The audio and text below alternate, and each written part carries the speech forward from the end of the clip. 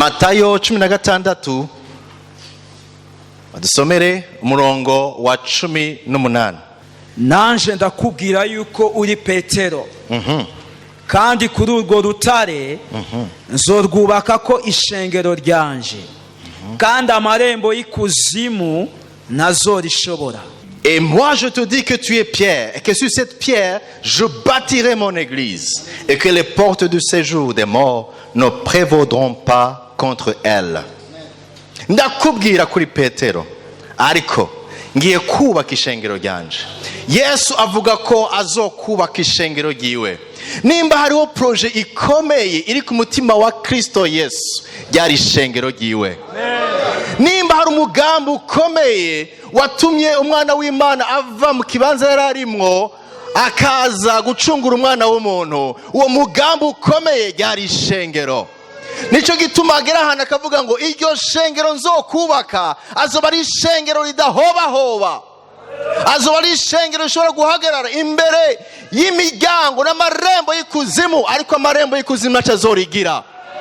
Umugambi Kristo afise ni ukubaka ishengero ryiwe. Abari mu ishengero rya Kristo, haleluya, muri mu mugambi w'Imana, kuko icyo Imana yipfuza ni ukubaka umuryango, ni ukubaka ishengero. Ishengero ndashaka kuvuga ibintu bitatu rigaragaramwo tugende gutahana uno munsi. Icambere, ishengero n'umuryango w'Imana. Ico kintu candike, ishengero n'umuryango w'Imana. Muri Yohana igice ca mbere umurongo wa 12 gushika ku 13 baravuga ngo nuko rero abamwakiriye bose yabahaye ububasha bwo gucika abana b'Imana. Niho batavyawe n'inyama n'amaraso no gushaka k'umugabo no k'umugore, ariko bavyawe n'Imana. Umugambi w'Imana ni ukwironkera uruvyaro, akubaka umuryango, ariryo shengero. Mbariza mugenzi wawe uti uratahura umuryango wa Kristo ko ari ishengero? Iyo ntahura yuko ishengero ari umuryango wa Kristo, ca ntahura n'ibikoreka mu muryango. Ni giki gikoreka mu muryango? Nimba Imana yarivise umugambi ukomeye ukubaka umuryango ariryo shengero, hari ibikoreka mu muryango. Icambere, mu muryango niho nderegwa, niho mpubugwa, niho nkosoregwa. Mu muryango icya kabiri niho nkingigwa, ndakingigwa, kuko hirya no hino hari abashobora gushaka kungirira nabi, ariko bazi konfisiyo mva barananigwa. Ariko si ico gusa, na bene data nabo tuvukana barangwanira.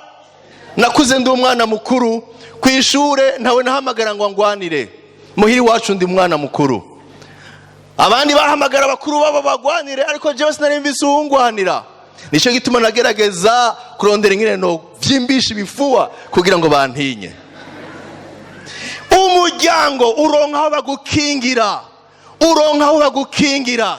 Hari abenshi n'umugwani Satani ashaka gukura abantu mu nzira y'Imana, abajane mu binyoma, ariko bene data ishengero abavukanye barakubwira ati aho urahovye garuka.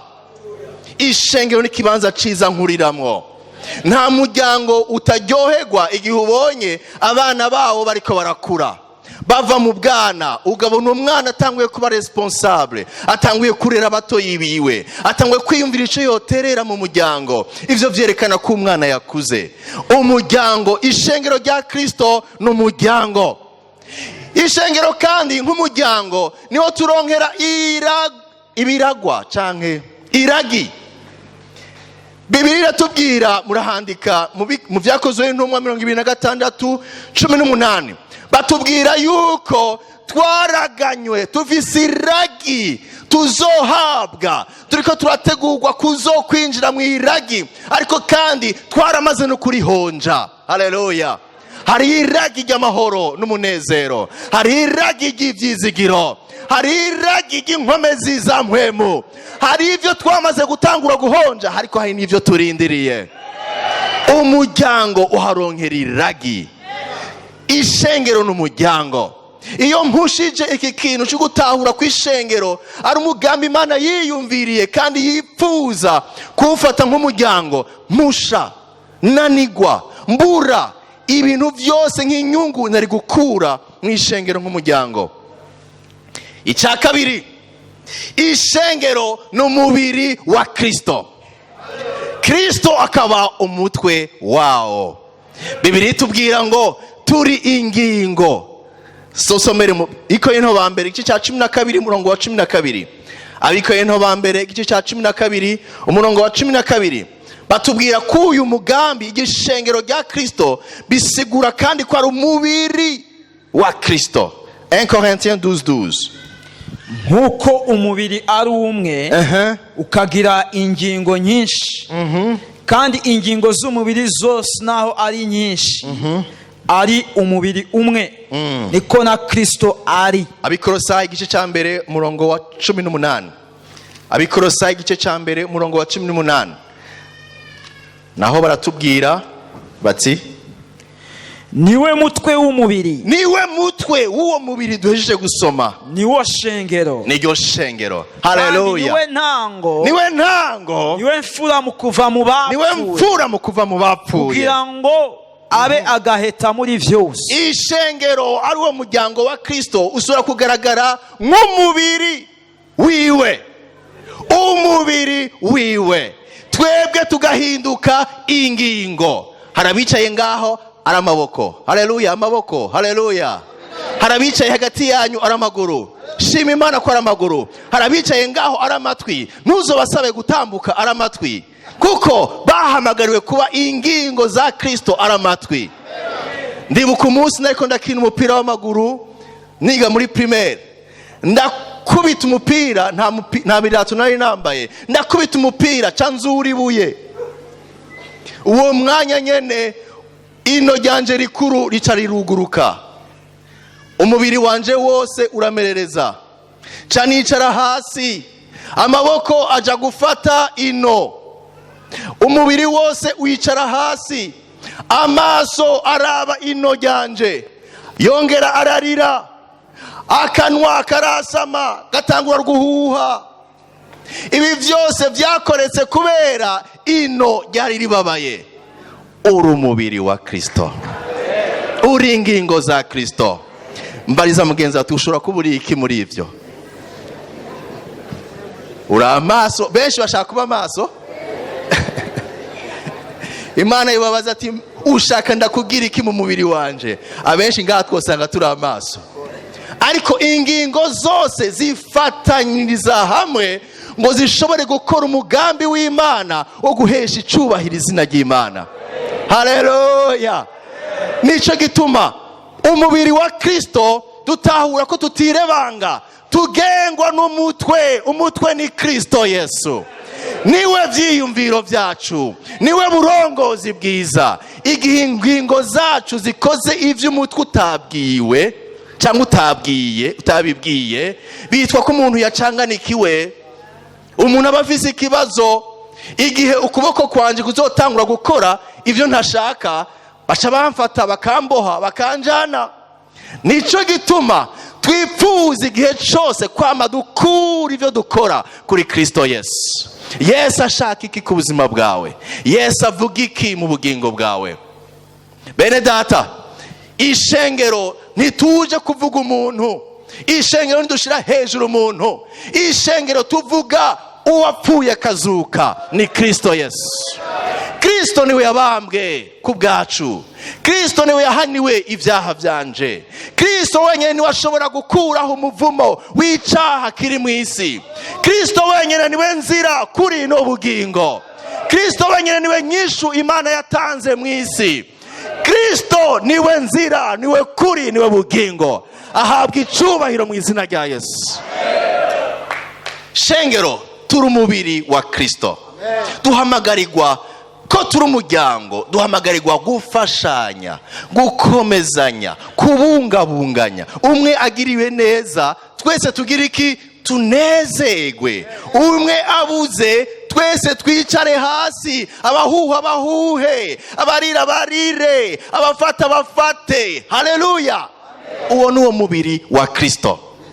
Ishengero, mubiri wa Kristo, dutegerezwa gutahura yuko twahamagawe ariko dufise impano zitandukanye.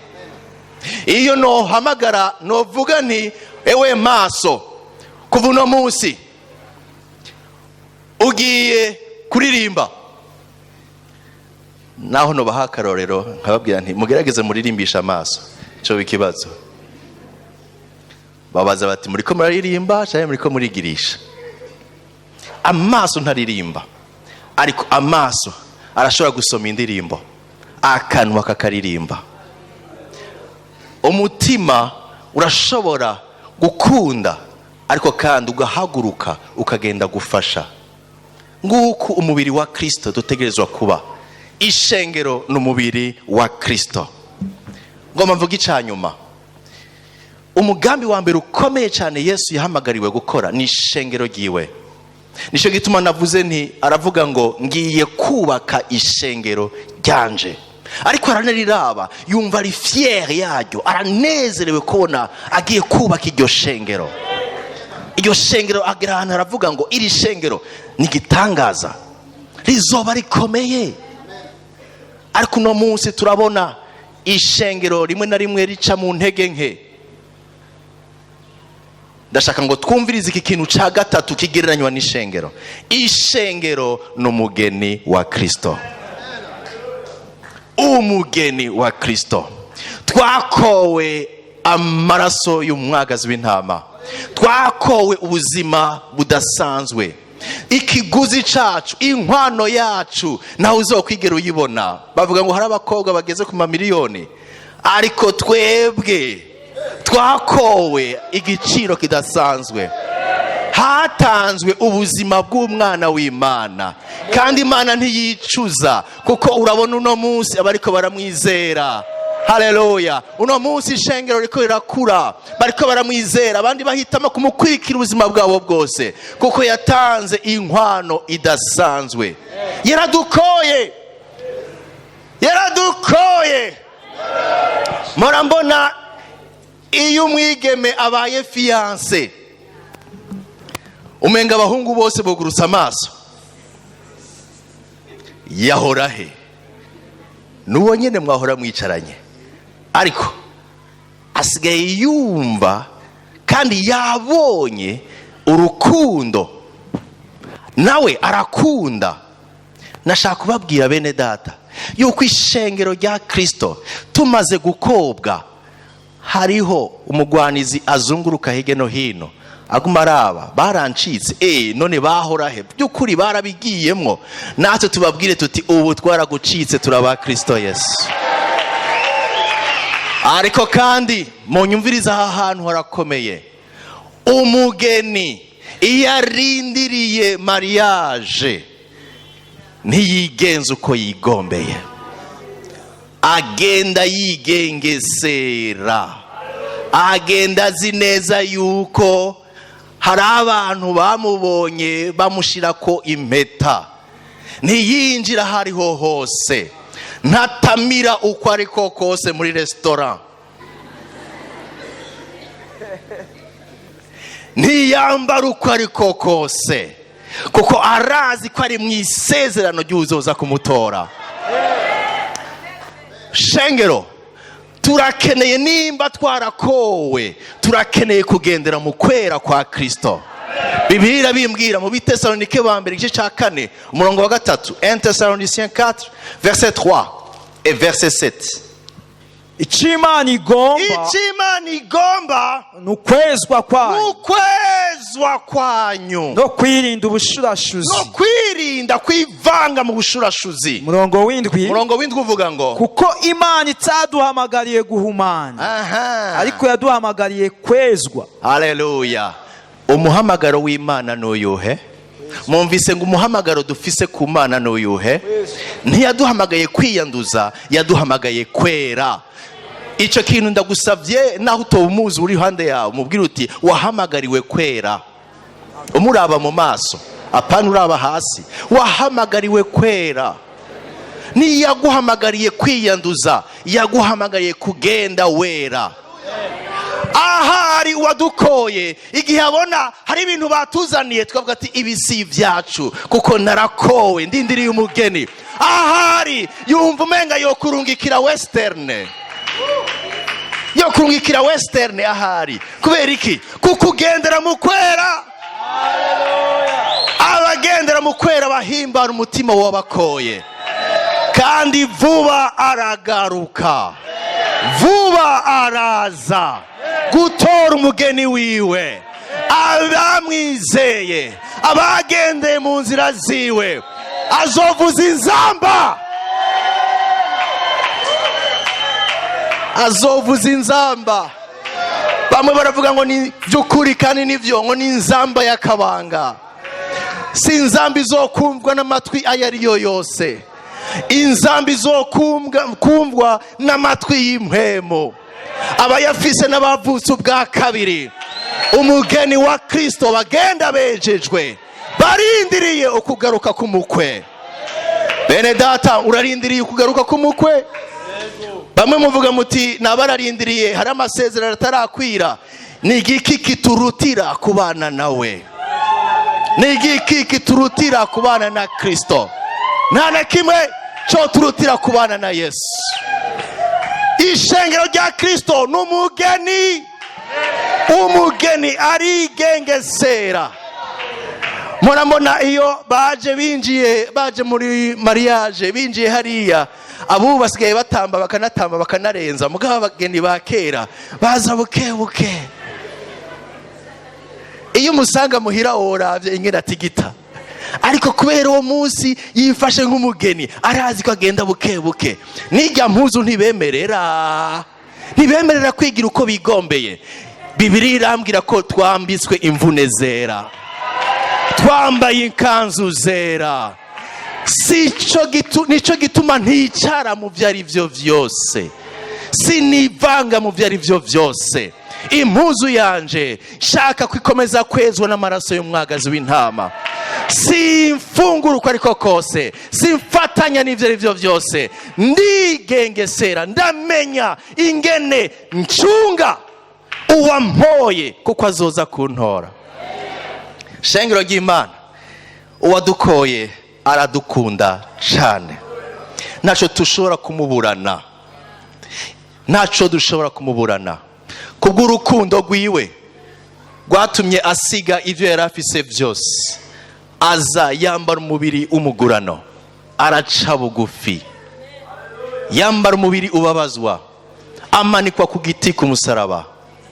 Bamwita umusuma, bamushira hagati y'ibisuma n'abambuzi, kuko yarondera wewe nanje. Bamanika hejuru icyandiko kivuga ngo nguyu mwami w'abayuda, ariko ntibamenye yuko atari uw'abayuda gusa, ari n'umwami wacu, n'umwami wanje, n'umwami wawe. Yatakaje vyose ariko kugira ngo akurondere. Nico gituma uno munsi abari mu bihugu vyose, abari mu moko atandukanye, aho bari bagapfukama bagahamagara izina ryiwe, mw'ijuru haba indirimbo n'ishimwe, kubera bavuga bati Yesu ntiwagiriye ubusa. Hariho abantu bakwizeye, ntiwapfiriye ubusa. Nawe nyene ahagarara imbere ya data akavuga ngo rindira mana, rindira ntuze, hari uwundi nkirindiriye. Narafata ingingo, araciva yanga mu vyaha, ariko naramupfiriye, nabona ivyo ndamubikiye. Rindira data, rindira. Turi mu bihe vya nyuma, aho Imana ishaka guhaguruka ngo izitware ishengero. Ibihe bihere, dutangura ibindi bihe, ariko Kristo aracari ko aringinga. Data rindira, data rindira. Ndabona umwigeme hariya i Buterere, ndabona umwigeme hariya mu Kigobe, ndabona umusore akiri mu nzoga ataha saa 10, nawe naramupfiriye, shaka ko agaruka. Hari ico Kristo no munsi ariko arakora. Nuno munsi yakurungitse hano ngo wumve ko agukeneye, aragukeneye, aragushaka. ikiguzi cy'inkwano yarahejeje kugitanga. Ahejeje yaravuze ijambo rikomeye ati byose birarangiye. Haleluya. Iryo jambo riremesha umutima wanje. Ndashobora guca mu bihe bigoye, ariko ndibuka ko yavuze ngo byose birarangiye, ikiguzi yaragitanze. Kubera iki no munsi ucivayanga mu byaha?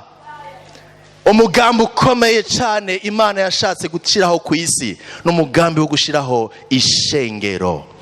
Aho isi iraba ishengero, hanyuma ishengero rikayibera umuco, rikayibera n'umunyu. Genda musubira muhira, genda musubira aho mukora, mutahura ko muri umugeni wa Kristo, muri umubiri wa Kristo, muri umuryango w'Imana. Ntaco muzomuburana, ariko nawe abasaba kugenda kumugaragaza ahari, aho muri. Shengero ni igiki twokora mu kuvuga igikorwa kidasanzwe Yesu yakoze? Ntaco twovuga kirengeye kuvuga ngo inyishu yacu nziza Imana yiteze no kuyibwira ati Mana ndaje, sishobora kwikiza, mbabarira, nakuruhishije kenshi, nifatiye inzira zanje atarizo zikwiye, nifatira ingingo zanje nuno munsi ndacagenda uko nigombeye, ariko mbabarira, nyakira, ndatahuye ko wapfuye wongera urariha ikiguzi norishe. Uno munsi ndashaka kukwizera, ndaguha ubugingo bwanje, ntangura ubuzima bushasha, kandi nditeze kwica uvuga ari ciza, ko bakwizeye batazokwigera bamaramara. Ndashaka kuguha ubugingo bwanje. Bene data, mwahisemo gukwirikira Yesu, gushira ikirenge mu ciwe, mukagaragaza ko mwapfanye nawe, ariko mugiye kubaho ubuzima bumuhesha icubahiro. Turamwiteze ko azobiyereka ku rundi rugezo mutigeze mumenya. Nashaka kurangiza mvuga ino jambo. Wowe uri hano umaze iminsi ugwana n'umutima wawe, hari uvuga ngo nzokizwa, ndabizi kandi ndabishaka, ndabikunda, magana iyo banze birindire bona nihere. Bona nushaka iki? Bonane zizokwamaho. Hari umuntu yambwiye ngo rindira bonane, uwundi mwaka turasura turahura ati bonane igomba igere, rindira bonane. Ndamubwira nti bonane zizokwamaho, ariko hahigwa abumvira ijwi ry'Imana bakitaba. Nigiki umaze iminsi ugwana naco? Wiyumvira ko inyishu yavyo iri he? Muri aya majambo magufi gusa tuvuganye, nashaka kukwibutsa ko inyishu y'ibibazo byacu vyose n'inyishu y'ubugingo budashira ibonekera mu kwizera Kristo Yesu. Abamwizeye n'abahigwe, naho dutegwa tugendera mu ntsinzi, kandi tuzoheza kubana nawe, tubana nawe ibihe bidashira. Uri hagati yacu, hari icyo Imana ivugana n'umutima wawe, nashaka dufata umwanya duce bugufi, twunamika amaso yacu, dusengere mu mitima.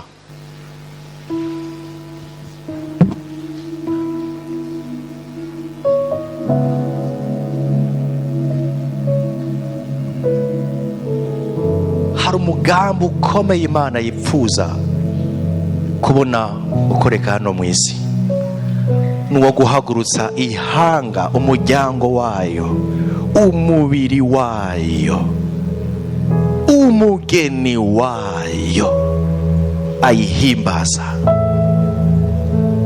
agenda agaragaza imico y'ubwami bw'Imana. Ivyo ntibishoboka ntihanye. Nahaye Kristo ubugingo, mwambabarire ampe gutangura ubuzima bushasha. Birashoboka mushize mu ivyizigiro ko histoire yawe ishobora guhinduka, ugatangurana histoire nshasha. Rabo sashine vaimaka, histoire nshasha ku buzima bwawe irabaho, ariko ibonekera muri Kristo. Ukibandanije ufashe ubugingo bwawe uko ugomba, uzohusha umugambi w'Imana ku buzima bwawe. Abumva ko hari ubuzima bushasha bashaka gutangurana na Kristo, aho mwicaye mukagomba kwihana no kumuha ubugingo bwanyu, intango yanyu ikaba uno munsi yo kumwizera no kuzobana nawe ibihe bidashira. Duza urutoki rwawe aho wicaye, ndashaka gufasha gusenga. Haleluya. Duza urutoki rwawe, Imana ibahezagire. Hari uyundi? Duza urutoki rwawe, ntutinye, nawe nta soni afise, nta soni yagize gukwambara ubusa ku musaraba. Ku musaraba yarambaye ubusa kubw'ibyaha byanje. Nicyo gituma nanje umunsi umwe navuze nti ndihanye, ndakwizeye, nyakira, mbabarira. Ndabasabe kandi mduze intoki, duze intoki, duze intoki, duze intoki abashaka guha ubugingo bwabo Yesu Kristo, bagatangura n'ubuzima bushasha hamwe nabo. Haleluya. Ndababona hari inyuma. Duze intoki neza. Haleluya, haleluya.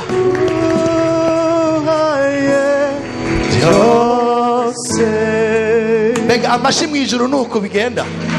Haleluya.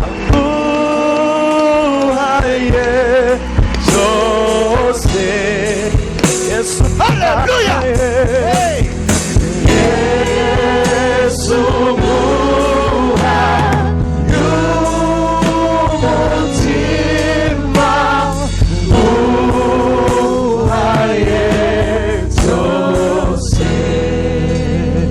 mubakomera amashi aba badugije intoke baza hano imbere. Karibu, karibu hano imbere. Karibu, karibu, karibu hano imbere. Protokole mubaherekeze. Karibu abadugije intoke. Karibu, karibu, karibu, karibu. Hari abadugije intoke, karibu baherekeze. Amashi menshi ku bwami Yesu. Haleluya, haleluya.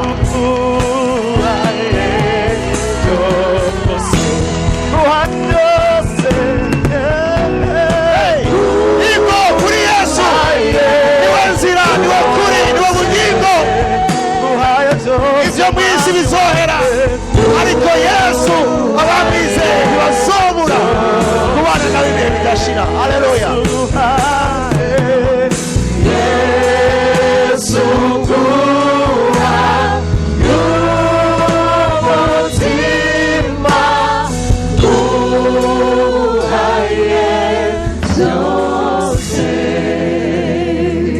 Mbega umunezero. Haleluya. Imana irabanezerewe, Imana irabanezerewe, kuko mwitavye icyatumye ava mu ijuru aza gupfa ku musaraba. Ntimwakunze ijwi ry'umuntu, ariko ni ijwi ry'impwemu w'Imana yabaganirije. Uwo ni wazobaherekeza, uwo ni wabaharira ibyaha, uwo ni wabaha intango nshasha. Ni naco gituma bene data babanezerewe, kuko urugendo murimwo nuko muzobana nabo natwe ibihe bidashira mu ijuru. Mbega umunezero. Aha nzosura kubabona mu ijuru, tuzobana namwe ibihe bidashira mu ijuru, aho tutazoba turiko twiruka n'amasaha. Nta n'isaha tuzoba twambaye kiretse ngira izifyeri gusa, sinzi nazo nyene ko zikenerwa, kuko nta masaha uno munsi twiruka n'umwanya uri limite.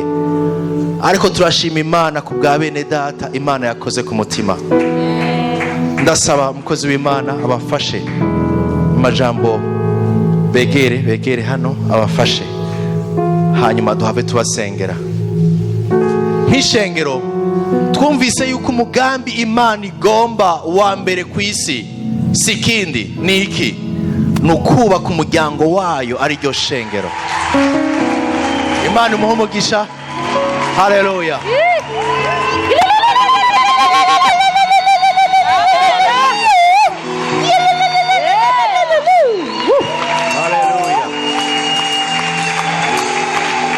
Umutima ntukubwire, ukomeze umutima. Reka gukomantaza umutima. Imana iguhezagire bene data. Imana niyizi umugambi bafiseko. Reka rero bari ngaha kubera ijambo bumvise kandi ryatumye bizera. Reka rero batuza akanwa. Umutima ni w'umuntu yizeresha akaronka umutima wo kwanka icaha, cyo gituma muri ngaha. Rero reka mwatuza akanwa muronka agakiza, sivyo? Reka mwese mwatuza akanwa muvuga ati mwami Yesu, Mwami Yesu, urakoze, warabambwe, none uyu munsi turaje twemeye ko wabambwe kubera ibyaha byacu, duhisemo kubivamwo, duhariye, turabihevye, tuguhaye imitima yacu, ufute amazina yacu mu gitabo cy'urupfu, uyandike mu gitabo cy'ubugingo, udufate ukuboko, ubane natwe muri urugendo dutanguye rw'agakiza. Tugukomeye amashi. Haleluya, amen. Reka rero mutumbereze ibiganza no kugira tubasengere, dusengere bene data babandanye mw'iyi nzira y'agakiza. Haleluya. Mwami Yesu, tuguhaye icubahiro. Iyi mitima ni wewe uyihagurukirije kukwizera, none turasenze Mwami kugira ngo ubakomeze, bahagurukiye gutsinda icaha mw'izina ryawe. Rero ubuzuze buzuze inkomezi kugira ngo batambukire mu kwezwa, batambukire mu kugororoka wabahaye, washize mu bugingo bwabo, bagaragaze kuri umwami, bagaragaze ukwizera, bagaragaza agakiza.